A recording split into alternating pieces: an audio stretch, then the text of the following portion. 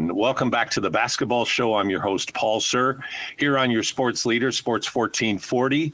And I am pleased, and I really mean that, I am thrilled to have our next guest with us today. Seerat Sohi lives in Los Angeles. She writes for The Ringer, writing about basketball, and she joins me from LA today. Seerat, how are you? I'm amazing. I'm thrilled to be here. How are you? Doing great, and just to be able to tell your story, because I don't think, I get the impression a lot of people in Edmonton do not realize what you do in the sport of basketball. Like, we have royalty coming out of Edmonton in the basketball world, and oftentimes I'm trying to be a clarion voice for that, but when you've got an assistant with the Charlotte Hornets, the acting GM of the Atlanta Hawks, and on and on and on. And now you're a writer for one of the real exciting, dynamic publications and podcasting groups in the U.S. and The Ringer. So, Seerat, let's start with this. How did you? Where does your passion for basketball come from? Well, first of all, I have to say that's very kind. I'd say I have to stop short of basketball royalty, but I do appreciate that. I always loved basketball. I feel like I grew up playing it. My dad was always trying to get me to play soccer. That was his passion growing up. So he was trying to instill that in me. And I do remember there was one day where he was training me, and I didn't like the way things were going, I felt like he was being hard on me. And I ran away from the field and ran home crying. And I think from that moment on, I just had this sense of rebellion about it, where I was like, I'm going to do something different than you. And that way I was really young, in the way that kids like, you want to individuate yourself. You want to differentiate yourself from your parents. And then, I always loved sports, and I was I was an outdoors kid. So I think from there, I started playing basketball at school, and I just fell in love with it immediately. I just loved everything about it, and it's just if you play basketball, it's just such a magical, joyful, beautiful, musical sport, really. Basketball is jazz. A friend of mine wrote a book. Yeah, basketball is jazz. It really is. Oh, he wrote a book about that. Yeah, that's the title of his book. And, that's awesome. Yeah, and I was listening recently. I don't know if you've watched Celtic City yet. No, not yet. Yeah, but Spencer Haywood, the great Hall of Famer, talks about basketball and jazz, and he compared the play of many, many athletes to a jazz musician. So I think you're right on the mark, Seerat. Yeah, definitely. And it's a very meditative experience too. I was an only child, so I spent a lot of time alone. So being able to just shoot jumpers for hours on end was just, that was how I spent my childhood, as I'm sure you did too. Well, so you got going in it, then you played basketball, but to make the leap from playing to writing about basketball, and not just writing about basketball, but writing about basketball at the highest level and finding a way to get yourself into that ecosystem. Walk us through that journey, because that's an amazing accomplishment. Yeah. So when I was in college, I started a blog. And it was also, I got really lucky in a lot of different ways. I think it was a really good time to be on Twitter talking about basketball.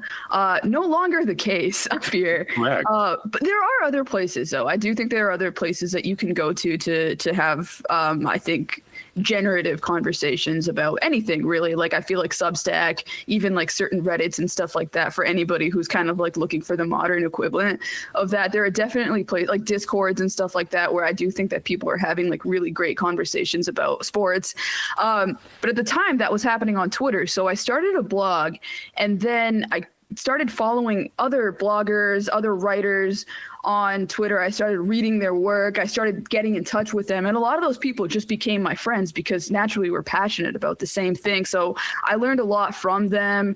We would edit each other's work. We would, critique each other. We would just kind of, help each other refine our ideas and the way that we think about the game. So I did that, I started when I was 17, and I did that for the course of a few years, to the point where I think in my last few years of college, I was freelancing part-time. And when I graduated, I had a conversation with somebody who would help me freelance edit. Like, he was an editor of mine, freelance, for SB Nation. His name is Paul Flannery. And we had a conversation where he was like, look, like, it's kind of a chicken or the egg thing where until you do it, nobody's going to believe that you can do it. So you kind of have to find a way to figure it out on your own. So I ended up moving to Toronto, and just kind of took the chance that I would get enough freelance work to be able to sustain myself. And luckily I did in the first year or so, just working for a lot of different outlets. And I think that was really helpful too, to be able to work with so many different editors, and so many different publications, and to have to pitch so much as well. So I really have to think, okay, if I'm pitching something to ESPN, their fans want a particular type of article. Whereas if I'm pitching something to SB Nation, where I ended up working, they want a different type of article. So it kind of helped me think about what readers are looking for, and kind of how to tailor things to an audience, and also how to tailor things to editors as well. So then, yeah, I moved out there, and then I ended up, after a year of freelancing, I ended up working full time with SB Nation. And then from there, I spent some time there, moved on to Yahoo, where I worked for a couple of years. And then The Ringer, which is always just I had wanted to work for The Ringer. Like, that was like my North Star of ambition when I was coming up. Like, I was reading Grantland article, like Bill Simmons, who is a founder of The Ringer, right. Also founded Grantland, which was just one of the most magical websites of all time, truly. At a time when people actually still would go into the URL and type in a website. I feel like we don't do that anymore. It just had the most, not even sports writing, just some of the most incredible writing that you could read. So it was like, I read it like a religion, and just tried to emulate everything that was on Grantland. So when The Ringer reached out, I was just like beyond excited. And I've been there for about, I would say 3 years now. Wow. Yeah. Well, The Ringer, what I love about The Ringer is the unbridled creativity and the willingness and the, I guess, ambition to go into tangents that don't necessarily relate at all to sport or basketball, but relate to what I read it as, that relate to basketball fans, because people who are basketball fans have many other interests in their lives. And I just got a link yesterday from the most, I think it's one of the most recent ones, where they do all the movie stuff, where they talk about the movies, and this is about Star Wars: The Last Hope. Oh, yeah. So they do all this crazy stuff, but boy, does it resonate. And I think, and that's what your writing does, is it resonates, Seerat. And I think that's what's so cool about the way that you've gone about this, is anybody who has creativities, and like, I was in the art business for a long time. Oh, cool. I managed a lot of artists, and it really was similar to the athletic path. It's similar to the writing path. It's similar to the comic path. Whatever you do, if you're in the creative world, you just have to keep knocking doors down until you find your path forward, don't you? Yeah, I think that's definitely part of it. I think you have to become comfortable with no.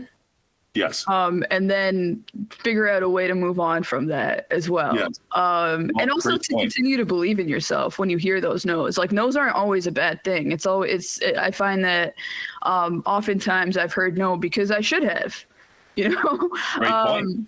And you either it's just an idea that needs a little bit more work, or it's just the wrong time. I've had certain things where I pitched 2 years prior, and it wasn't the right moment for it, but it can be the right moment for it later as well. So I really think, I think you just have to keep trying. I think that's the biggest thing.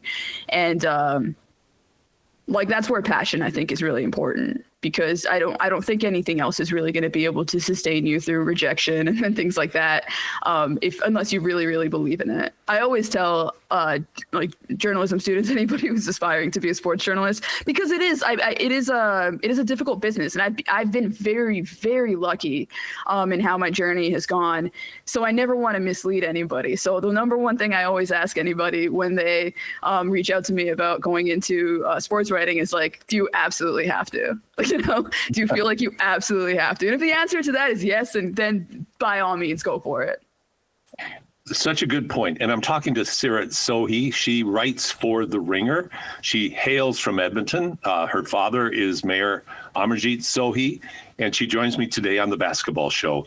Seerat, I think what we'll get to what you're writing about in just a second, but I think this is so critical. I want people to hear your story loud and clear.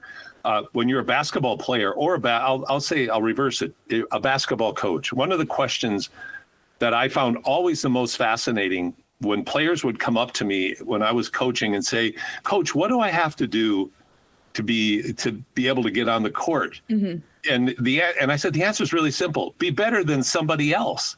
So you don't have to worry about asking me what you have to do. You have to worry about what you're doing to make yourself better. Mm-hmm. And it has to matter to you first and foremost that you get on the court, and then you prove why I can't say no to you. Yeah. And I think that like when others reach out to you, Seerat, it has to be that I want to do what you do. So how can I do that? And the only way to do it is the way you did it, which is just to have to absolutely pursue this passion of yours. Yeah, I think that's right. I always tell people the simplest thing, I always feel bad giving this advice because I think sometimes people are looking for some sort of silver bullet, but truly, like, read, write, and watch over and over and over and over again. That's really all it came down to.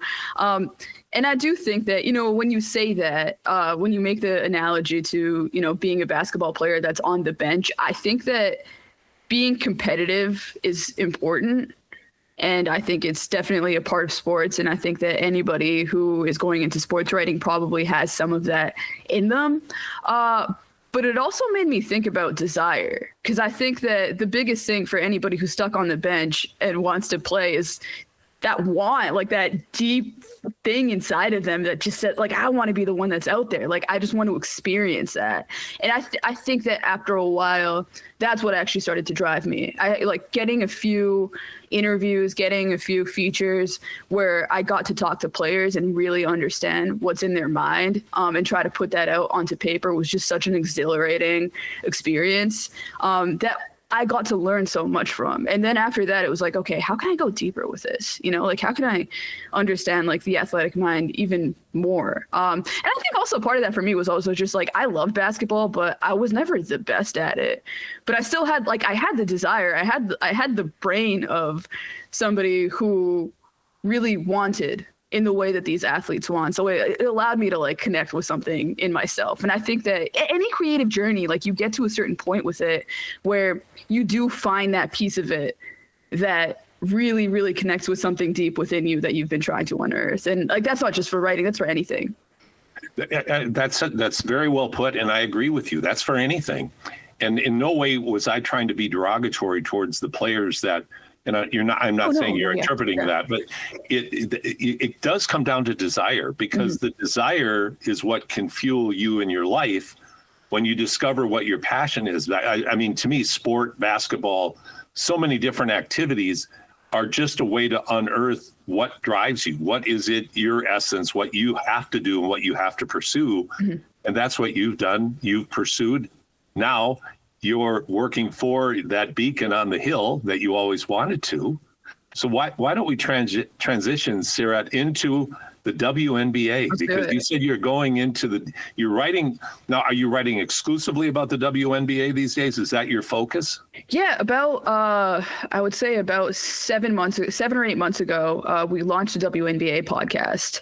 And since then, I've just been full bore covering the WNBA. I used to cover exclusively the NBA, but I really started to get into the WNBA over the course of the last few years. And I think that I was also just looking for a change.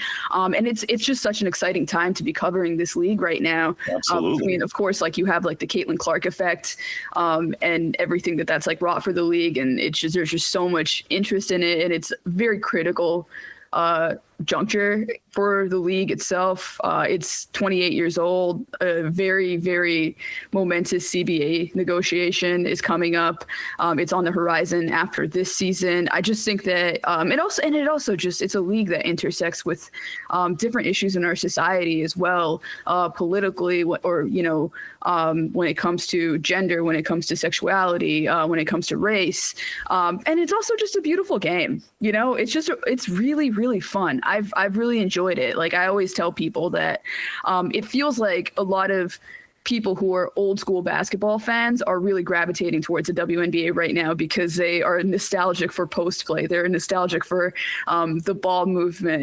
There's I feel like there are so many like John Wooden acolytes that are really into the Indiana Fever right now.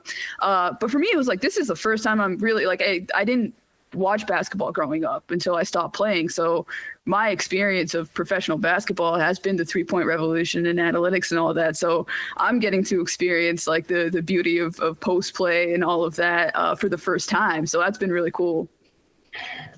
In Edmonton, we have this unique history, as you're aware of the Edmonton grads, which is monumental. I don't think it can be stressed enough what the Edmonton grads were. And in the future, I'm going to do a complete show on the Edmonton grads. But for today and for the purposes of our discussion, in 2012, we put a program together in Edmonton to bring the women's national team to Edmonton from Canada Basketball. And they have been here through last year. And so for like 13 years, we had the women's national team here. And the city of Edmonton had a very unique funding vehicle for Canada Basketball. But what I grew to appreciate was it's a horizontal game, not a vertical game as much. The women's game is much, much more athletic than it was even 5 years ago. There's no question. But to your point, it still is a technical game. Yeah. And the beauty of the game is the execution. Now add in the improvements that are being pioneered, if you will, by the Caitlin Clarks and by Asia Wilson and by the superstars in the league that are showing other women and girls of what women and girls can accomplish as an athlete, what they're capable of. It is such a dynamic time. So why don't we start with this regarding the WNBA? We'll get into some of the other issues as time allows. Tell me about the upcoming season, what your expectations are for this upcoming season. I think it might be the best season the WNBA has ever had because I would hope so. Yeah, I would think so. Yeah, last year was a very interesting season, but it was also a dry run in a lot of different ways. And we can start with Caitlin Clark and the Indiana Fever. Clark was sorry, go ahead. By the way, I'm from Iowa. Are you? So, yeah. Oh my gosh. So, I mean, my whole family, of course, I have a niece that goes, I have a niece and nephew that went to the University of Iowa. Like, so how did you end up in Edmonton?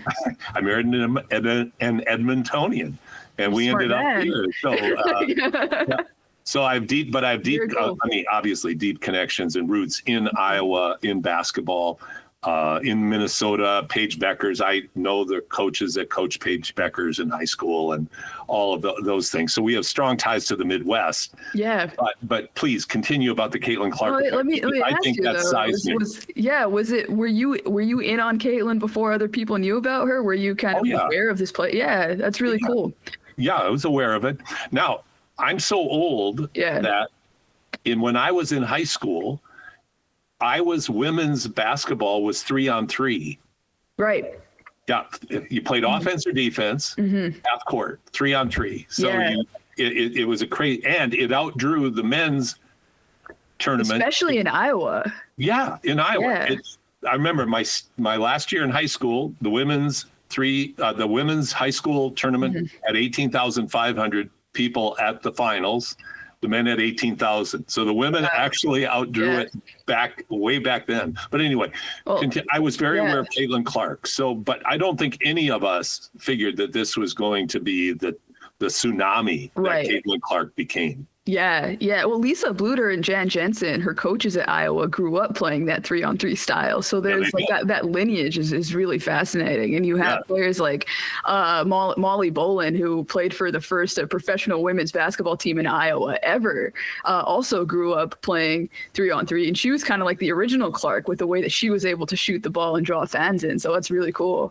And I have another story for you. When I was in high school, Denise Long was her name. She averaged about 90 points a game in that 3-on-3. She was drafted in the 10th round by the then San Francisco Warriors, and they actually had a women's professional league affiliated with some West Coast teams back then.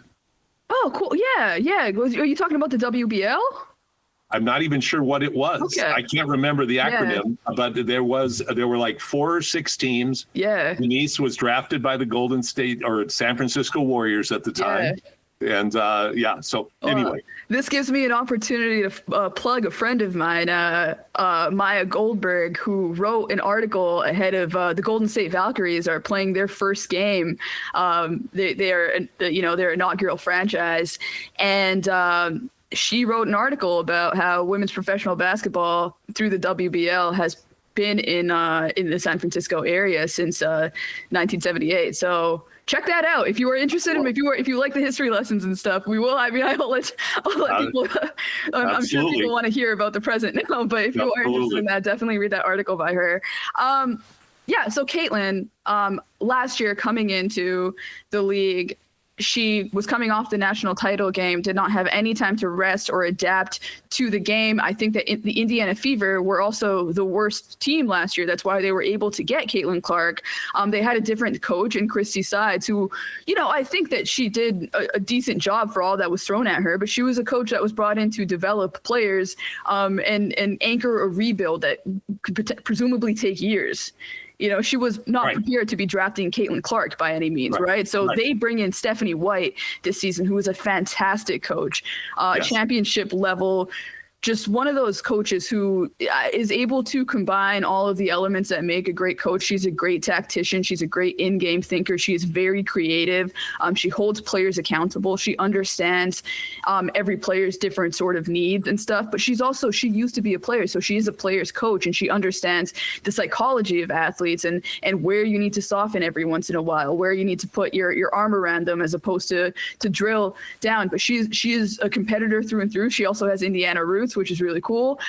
So they brought her in. They rehauled their front office. They brought in Kelly Krauskopf, who was the architect of their lone title team with Tamika Catchings. She moved on to the Indiana Pacers and has now come back. She's done a great job so far as well. They had a great free agency, maybe the best free agency, bringing in an all-star in DeWanna Bonner, a former all-star in Natasha Howard, bringing in Sophie Cunningham to shore up the bench and add more shooting as well. And you're getting year 2 Caitlin Clark.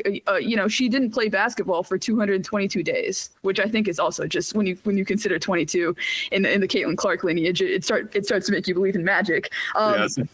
But she got a lot of time off. Mentally, physically, has come back stronger, and it's just like early in the preseason been in control in a way that she was in Iowa, in a way that, I think this Indiana Fever team has the opportunity to put on the same show that drew people in, to be that fun ball movement, pace, space, rainbow passes in transition and the threes and everything that really drew people to that Iowa team. I think they have an opportunity to recreate that. So I do believe that whereas last year it seems like some fans did tune out after the Indiana Fever started 1-8, they did pick it up and make the playoffs. But I think that, it's just a different situation. This year, I think the basketball that they play is just going to be electric and magnetizing in the way that it was at Iowa. So it starts there, but also everybody else is starting to level up too, whether it's other WNBA teams. The Chicago Sky bring in Tyler Marsh, one of 8 coaching changes that we saw in the WNBA this year. I think that is definitely happening for a reason. You're also seeing coaches who wouldn't necessarily want to coach in the WNBA before, would have preferred college or tried to go for the NBA and stay in assistant positions. Now the WNBA is a lot more attractive to them, and they're also able to give you a more of a competitive salary. That too, I think, is something that is happening across the league, not just in coaching positions, but as far as like, PR, marketing goes. I hope reffing goes. I think that refereeing is something that the league really needs to clean up, but it's part of the same problem. If you are a high level referee, where do you want to go? Where you get the most money? You get the most money in the NBA. Even if you want to support the women's game, you're going to make a lot more money in women's college basketball right now as well. Now that was true a year ago. I do not know what is true now. I hope that things have changed. I do think that was one of the biggest complaints that people had. So I think I hope that we see a shift there. But just in general, I don't think the W was necessarily ready for the party last year, and I think this year they are.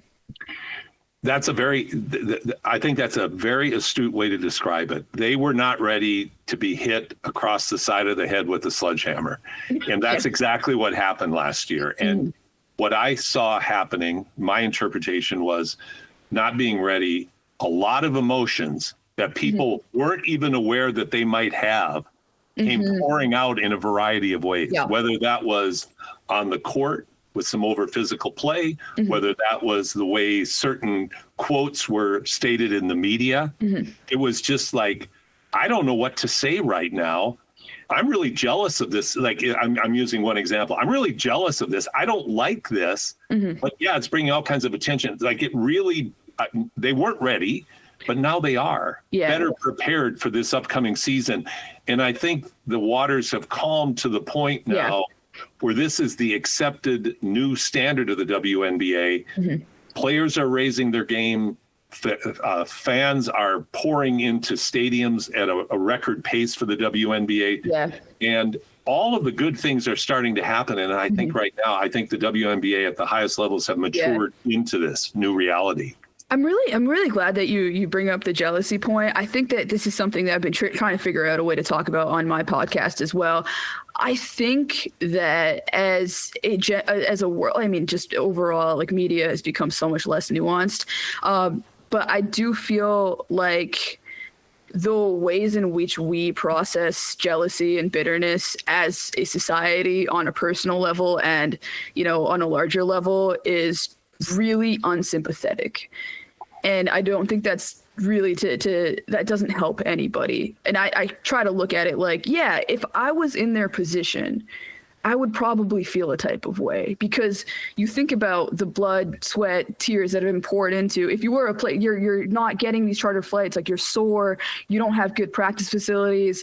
You have this passion, you're pouring everything that you can into it, but you're not seeing it met by the rest of the world. Now, if your argument against that is like there's no financial incentive, sure, fine. I can totally understand that. But on an emotional level, if you just care about something so deeply and you never get recognition for it, over time, that is going to create a level of emotional response. It just is. Like, I think about older queer people sometimes, right? Like, if you are like 30, 40, 50, right? Like, you are going to have some level of conflict. You are going to be happy that we live in a world now where, gay marriage is legalized and like, I can go out and like go on any date that I want to or whatever, right? Like, I'm not like, there's a nuance to it, but in general, I'm not worried about it, like, at the same time, there's going to be mourning. There's going to be a part of you that wishes that you got that, right? Like, I think that's just so natural. And I wish that there was a little bit more of an open conversation about that. And also, frankly, a level of understanding too, because I think that as much as there was emotions coming from within the league, I think that there was an emotional response from fans outside of the league that weren't necessarily used to seeing women be very physical with each other, that weren't necessarily used to seeing women screaming and talking trash. And there was an emotional response to that people who were not used to seeing things like that, I think there was an overreaction as well. I think some of those fans were like, whoa, this is not for me. And I think some of those fans stayed. Just like anytime somebody is exposed to something new, some people are like, whoa, I'm not about that. And then some people stick around, and over time they go from, being uncomfortable to then being indifferent to over time accepting it and actually just realizing that there's like some value in this as well. So I think we've seen an evolution on both ends. Very well put, and I agree with you. And I like the way you framed the jealousy in a compassionate way. That to me has to be acknowledged. Is this is the result of years and years of struggles to get to this point.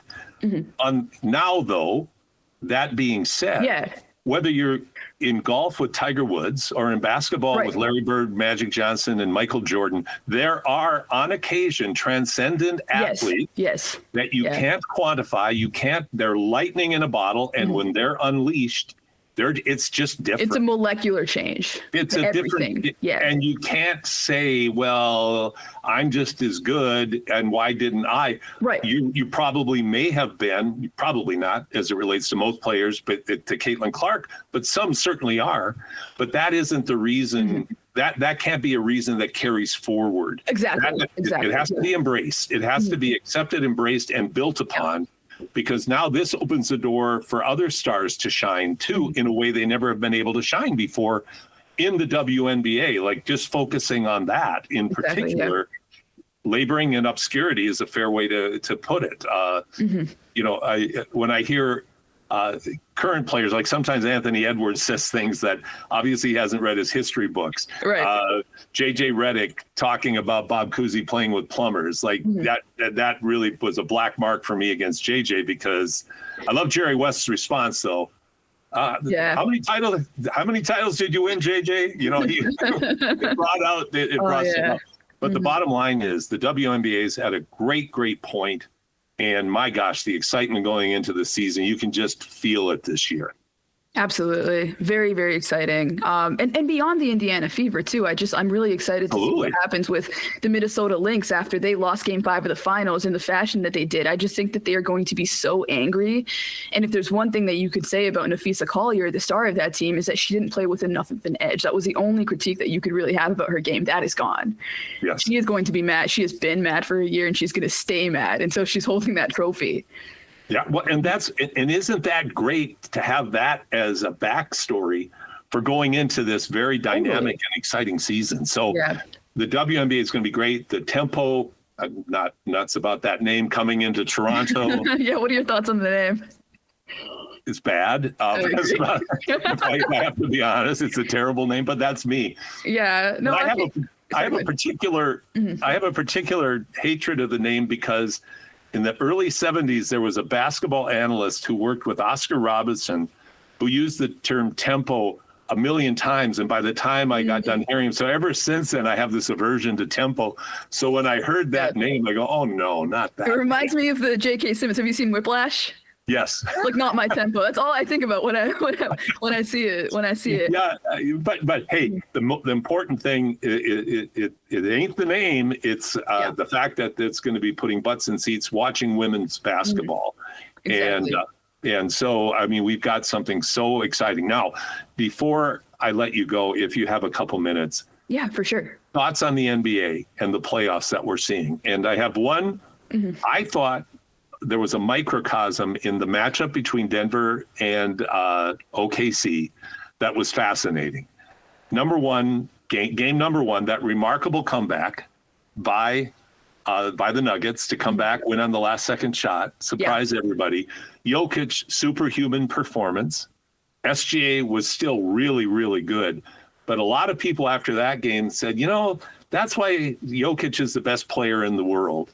And SGA is the MVP this year because of the season he had, the season the team had, blah, blah, blah. Then the next game, Jokic is very human, but SGA is superhuman with just a remarkable 30-plus point game at a just unreal high efficiency level. Do you think, here's how I want to frame it, do you think that Denver can find a way to somehow stifle SGA and the Thunder enough that can make this a competitive series, or is this going to be one of those 4-1 or 4-2 series? So first of all, I have to preface by saying that my interfacing with the NBA this year has been very, very casual. Okay, that's cool. So I can't. But I can speak as a fan, as a fan, I think yes, but I think more so because I think that Oklahoma is going to go through the highs and lows of what we have seen as Raptors fans, of watching a young team lose in the playoffs in a game that they shouldn't have lost, and then maybe they learn throughout the course of the series, but early mistakes end up being their demise, and you kind of have to wait a year and understand that possession by possession, your patience, your poise, all of those things are really going to be what pushes you over the edge. So I do think that Denver can absolutely make this a series. I think that they can win this series because they also have enough pieces. And yes.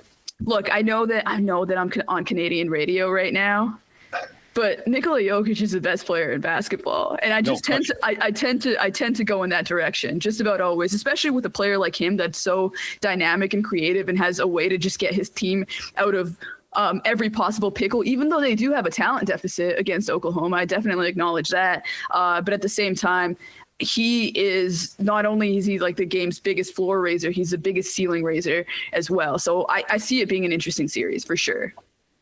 I love Jokic for a lot of reasons, but one of the reasons is I love watching a guy who looks like he is playing at the YMCA on a Sunday afternoon.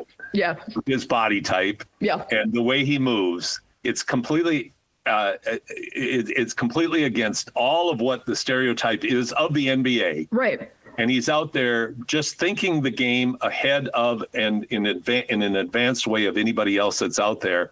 It's still and what I'm hoping that transfers for so many young players is you have to develop the mental side of the game. Yeah. It isn't just the show-stopping stuff.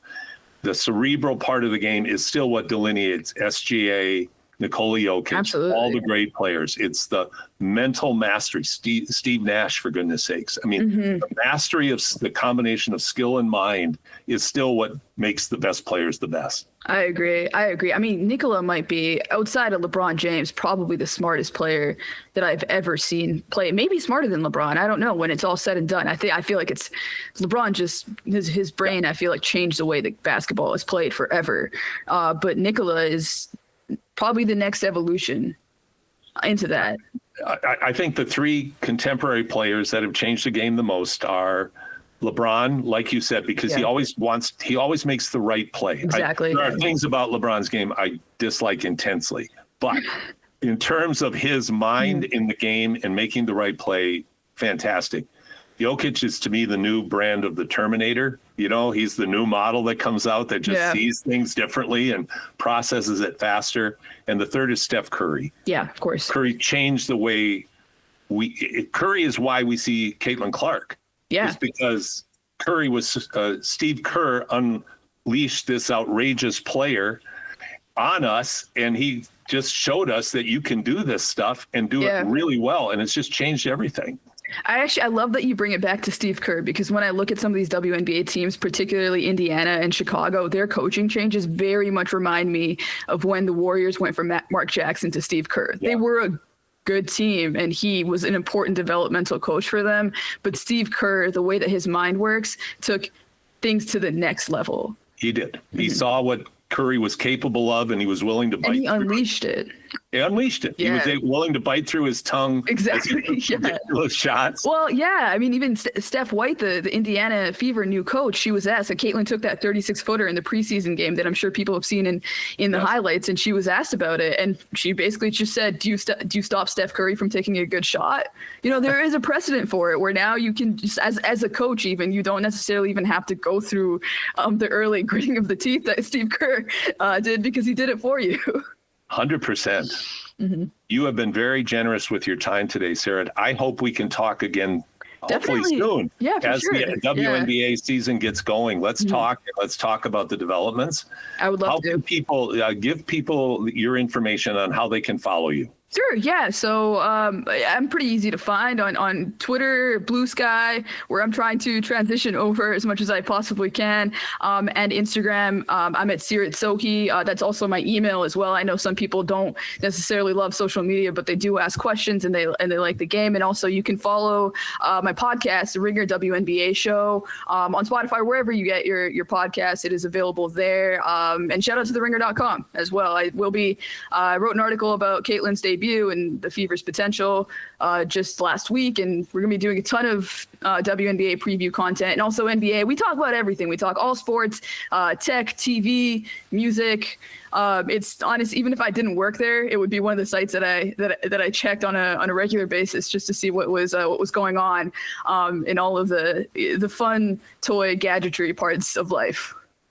Well, Seerat Sohi, it has been a delight to talk with you today. Enjoy the start of the WNBA season. Of course, that won't be hard to do. And I sincerely look forward to when we can talk again. Me too. Thank you so much for having me on. I really enjoyed this conversation. Likewise. Seerat Sohi joining me on the basketball show on Sports 1440. We will be right back after these messages. I'm going to play this tomorrow, Seerat, on my show. And then I'm going to put it out as a podcast as well, in its own, on its own. I do. What time is it going on? Every time I do something in Edmonton, my mom wants to know so she can listen. Yeah. Okay. Yeah. The show runs from 10 to noon. Okay. Sports 1440. Better link, of course, is sports1440.ca online. Okay. Otherwise, you're listening to AM radio. But yeah, if you listened to either of them, then but we'll be on 10 to noon. I'm not exact. I think you'll be on in the first hour. I also have Ben Golliver from the Washington Post on. Nice. Yeah. He's awesome. Yeah, he is awesome. And I've known Ben for a long, long time. And then I also he wrote one of the first big Caitlin features as well. Yeah, he did. Yeah, he caught her in her junior year. He was sharp. No, Ben's been on top of it. I met him in an elevator in Las Vegas when my son Steve was playing in the summer league with the Bucks, and we've been friends ever since. So nice. Yeah, so he comes on quite frequently. So, but yeah, this has been a real pleasure. So I'll be listening to your podcast again, and really look forward to talking again soon. Me too. I really loved having this conversation. I know you probably have other shows to record, but I would just love to hear about your basketball journey one day and how you kind of ended up doing what you're doing right now as well. Well, yeah, I've got a story. I do have a story. Along with that, one of the things I'm, I guess, proud of is. Along with Caitlin Clark and Harrison Barnes and those, I'm in the Iowa High School Basketball Hall of Fame as a player. Cool.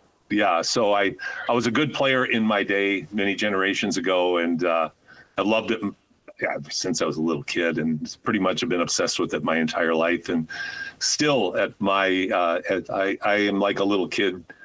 Just today, I'm so excited to be talking. Mm-hmm. It just keeps me alive. I feel that. Yeah, I can definitely feel that. Oh yeah, no, it's the best. It's the best game. It is for so many reasons. Yeah. So, absolutely. Yeah, it's an unbelievable game. I got to get that book, Basketball's Jazz. What's the author's name?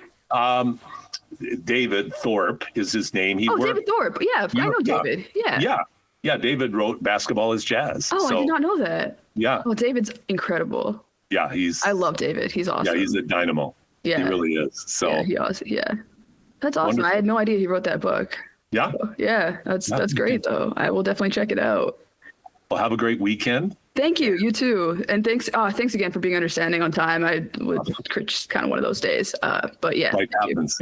Yeah. Life happens. Yeah. All the best, Seerat. Take care. You too. Bye. Bye-bye.